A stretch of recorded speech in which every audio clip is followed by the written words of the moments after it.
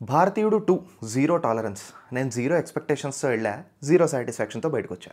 ఇంకా నయం ఎక్స్‌పెక్టేషన్స్‌తో వెళ్ళుంటే ఏడుస్తూ బయటకొచ్చేవాడినేమో. But hello everyone, welcome to Vamshi cinema. Shankar sir ఈసారి పెద్దదే పెట్టారండి. ఒక హైప్ లేదు, బజ్ లేదు, సినిమా మీద ఎటువంటి ఒపీనియను లేదు. అయినా వెళ్ళి కూర్చున్నాం, ఏదన్నా సర్ప్రైజ్ అవుతామేమో అని. నిజంగానే సర్ప్రైజ్ అయ్యాం సినిమా చూసి. అంటే ఇట్లాంటి సినిమా శంకర్ గారు తీస్తారని అనుకోలేదు. బేసిక్గా ఇది ఒక శంకర్ టిపికల్ స్టోరీనే. ఒక సోషల్ కామెంటరీ నడుస్తుంటుంది, ఒక చోట కరప్షన్ వెచ్చలుడిగా పెరిగిపోయి ఉంటుంది. దాన్ని ఫైట్ చేయలేని జనాలు ఆ జనాల కోసం పోరాడడం, ఆ జనాల తరపున పోరాడడానికి ఒక విజిలాంటే, అపరిచితుడు సినిమాలో విక్రమ్ కానివ్వండి, భారతీయుడు సినిమాలో కమల్ హాసన్ కానివ్వండి, అట్లాంటి వాళ్ళు వస్తారు, ఏదో చేస్తారు, తర్వాత ఏమైంది అన్నది. కాకపోతే ఈ సినిమాలో ఒక టాంజెంట్ ఏంటంటే, భారతీయుడు 1 క్లైమాక్స్లో కమల్ హాసన్ కరప్ట్ అయిన కన్న కొడుకునే చంపేస్తాడు కదా. అంటే ఇంట్లో అవినీతి ఉన్నా కూడా తీసి పారేయాలి అన్న ఒక ఫిలాసఫీని తీసుకొచ్చి ఈ సినిమానే దాని చుట్టూ ఫ్రేమ్ చేస్తే ఎట్లా ఉంటుంది అన్నదే భారతీయుడు 2. నిజాలు మాట్లాడుకుంటే ఈ సినిమా శంకర్ గారి స్ట్రాంగ్ జోన్ సినిమా. ఇప్పుడు సంఘంలో జరుగుతున్న అవినీతి, దాని చుట్టూ కూడుకున్న ఒక స్ట్రాంగ్ ఎమోషను, దానిపైన ఆ ఎమోషన్స్ వల్ల వచ్చే గట్టి ఇంపాక్ట్, దాని మీద ఇంక ఇది చేయి దాటిపోతుంది పరిస్థితి, మనకి బ్లడ్ బాయిల్ అయిపోతుంది అనుకున్న టైంలో దాన్ని ఎదిరించడానికి వచ్చిన ఒక మనిషి. ఇంతే భారతీయుడు 2 ఇంతే, భారతీయుడు 1 ఇంతే, అపరిచితుడు ఇంతే, శివాజీ ఇంతే, శంకర్ గారి ఫస్ట్ సినిమా జెంటిల్మెన్ ఇంతే, అన్నీ ఇంతే. కొంచెం టెంప్లెట్ అటు ఇటు మారుతుంది, కానీ జోన్ ఇదే. ఇలాంటి జోన్ సినిమాలకి పెట్టింది పేరైన శంకర్ గారు ఈ సినిమాని అంటో ఎంతో కొంచెం నిలబెడతారనుకుంటే ఆయనే దగ్గరుండి కూల్చి కుదేలు చేసేసారు సినిమాని. నిజానికి సినిమా బాగానే స్టార్ట్ అవుతుంది. ఒక టిపికల్ శంకర్ సెటప్లో ఓ 20 నిమిషాలు జరుగుతున్న అవినీతినంతా కళ్ళకు కట్టినట్టు చూపించి దానివల్ల వచ్చే ప్రాబ్లమ్స్ వీటన్నిటి కూడా బాగా ఎస్టాబ్లిష్ చేస్తారు. ఎక్కడైతే అంటే నా పర్సనల్ ఒపీనియన్ అంటే, ఎక్కడైతే కమల్ హాసన్ గారు స్క్రీన్ మీదకి వచ్చారో అప్పటి నుంచి పోయింది సినిమా. అప్పటి నుంచి కింద పడిన సినిమా పైకి లేచింది లేదు. సీన్లు చూపించే విధానంలో ఒక ఎమోషన్ ఉండదు, అక్కడ స్క్రీన్ ప్లే విధానం ఒక పద్ధతి పాడు లేకుండా ఉన్నట్టు ఉంటుంది. అండ్ ఇంకా చెప్పాలంటే ఆయన చేసే హత్యలు కూడా ఎవడో ముసలోడు ఏదో హత్యలు చేసుకుంటున్నాడు పని పాట లేక అనిపిస్తుంది.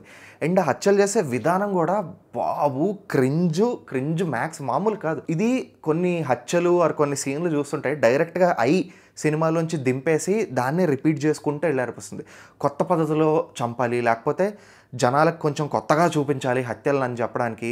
మరి భారతీయుడు ఒక మర్మకళ అన్నది వాడతారు కదా, ఆ మర్మకళ వాడేసి జనాల్ని ఏదేదో జయించేసి ఆ జనాలు చచ్చిపోతున్నప్పుడు ఒకడేమో గుర్రంలో ఎగిరి, ఇంకొకడేమో ఒక కొంచెం వెక్కిలితనాన్ని తలపించే ఒక గేలాగా యాక్ట్ చేసి, ఇంకొకళ్ళేమో ఇంకేదో చేసి ఇంకెందుకులేండి క్రింజ్ గురించి.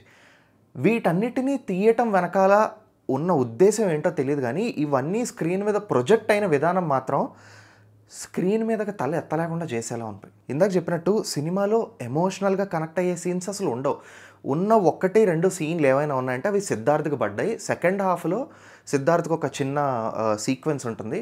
ఆ ఒక్క సీక్వెన్స్ మాత్రమే ఓకే, ఇది ఒక శంకర్ సినిమా, ఇది ఒక శంకర్ సీను అన్న ఫీల్ అయితే వస్తుంది. ఇంకొక విషయం, ఇండియన్ 1 అదే భారతీయుడు 1 కానీ భారతీయుడు 2 కానీ ఒక విజిలాంటే హత్యలు చేస్తాడు, పోలీసులను పట్టుకుంటారు. గట్టిగా మాట్లాడితే ఇదే. ఇప్పుడు భారతీయుడు 1 చూస్తే ఆ ఇన్వెస్టిగేషన్ కానీ, పోలీసులు భారతీయుడు వెనకాల పడే విధానం కానీ, చివరికి పట్టుకునే స్టైల్ కానీ, వీటన్నిటి వెనకాల ఒక స్టైల్ ఉంటుంది. కొంచెం పద్ధతిగా నమ్మదగేలాగా నీట్గా చేస్తారు. ఇన్వెస్టిగేషన్ ఎక్కడి నుంచి స్టార్ట్ చేశారు, ఏ క్లూస్ ద్వారా అతను ఒక ముసలతనని నిర్ణయించారు, ఇట్లాంటివన్నీ చూడడానికి చాలా బాగుంటాయి. అండ్ మనం చూసిన తర్వాత ఓహో ఇట్లా పట్టుకున్నాడా, ఇదే ఆ సంగతి అని మనకు అర్థమవుతుంది. ఈ సినిమా చూస్తే అసలు పోలీసులు ఈ ముసలతను ఎలా పట్టుకున్నారో, ఎందుకు పట్టుకున్నారో, అన్ని రోజులు పట్టుకోవడానికి వీలు లేకుండా ఈ 2023లో ఆ 100 ఏళ్ల ముసలతను అంత టెక్నాలజీని ఎట్లా వాడేసి ఎట్లా పారిపోయాడో మనకి ఏం చూపించరో, మనకు అనవసరం అన్నట్టే ఉంటారు. సినిమా మాత్రం 3 గంటలు ఉంటుంది. ఇప్పుడు నేను లాజికల్ గురించి మాట్లాడట్లా, లాజికల్ ఎలా ఉన్నా కూడా నాకు అనవసరం. కానీ నేను థియేటర్లో ఉన్నంతసేపు మీరు స్క్రీన్ మీద ఏది చూపిస్తే నేను అది నమ్మేలా ఉండాలి. ప్రతి సీన్కి ప్రతి షాట్కి దాన్ని క్వశ్చన్ చేసేలా ఉండకూడదు. భారతీయుడు 2 అలాగే ఉంటుంది. ప్రతిసారి జరిగిన ప్రతిదాన్ని మనం క్వశ్చన్ చేస్తూనే ఉంటాం. సరే, టెక్నికల్ ఆస్పెక్ట్స్ గురించి మాట్లాడదాం. మ్యూజిక్ తేలిపోయింది, జీరో ఇంపాక్ట్ మ్యూజిక్ వల్ల. కెమెరా వర్క్ కొంచెం బాగానే జరిగింది, సీజీ కూడా బాగానే ఉంది. అక్కడ సీజీ షాట్లను చాలా వరకు మనం చెప్పలేని విధంగానే ఉన్నాయి. యాక్టింగ్ పర్ఫార్మెన్సెస్ సిద్ధార్థ్ గారిది, ఆయనది కొంచెం పెద్ద రోల్, ఆయన బాగానే చేశారు.